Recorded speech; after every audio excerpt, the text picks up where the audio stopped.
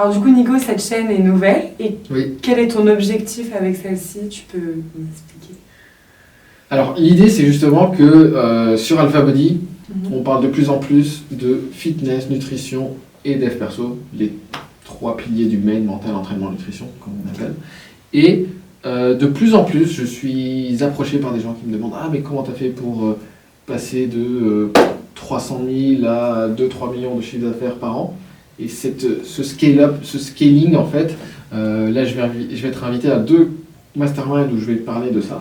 Et je me suis dit, c'est vrai qu'au final, mon quotidien, on a craqué le problème pour utiliser ce mot, de résoudre la problématique, tu sais, comme craquer le code d'un cadenas, tu vois. On a craqué la problématique du fitness, je pense vraiment de fond en comble. Pour moi, il n'y a plus de mystère, ça c'est bon, tout est dans le programme AlphaBody. Mais ça reste au final un quotidien. C'est un truc. Tu as trouvé ton besoin. Voilà, en fait, pendant 10 ans, ça a été un problème. J'ai résolu ça, je l'ai craqué, j'explique tout dans la formation AlphaBody. Par contre, mon quotidien, finalement, c'est d'être chef d'entreprise.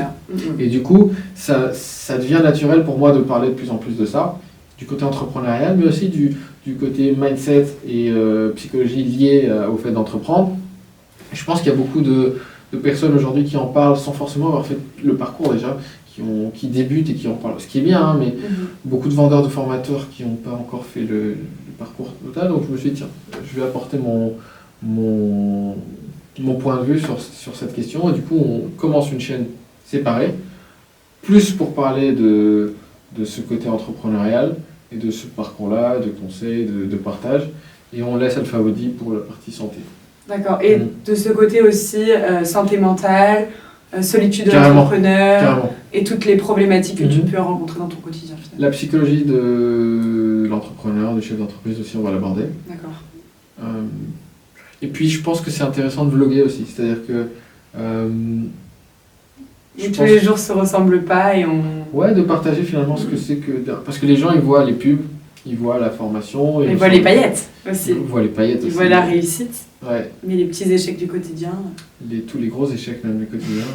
C'est vrai que je vais voir quel niveau de transparence j'arrive à avoir, mais en fait... Mais je pense que les gens ne se rendent pas compte de... C'est brutal quand même, hein. C'est quoi? C'est des échecs. Ah oui, le quotidien.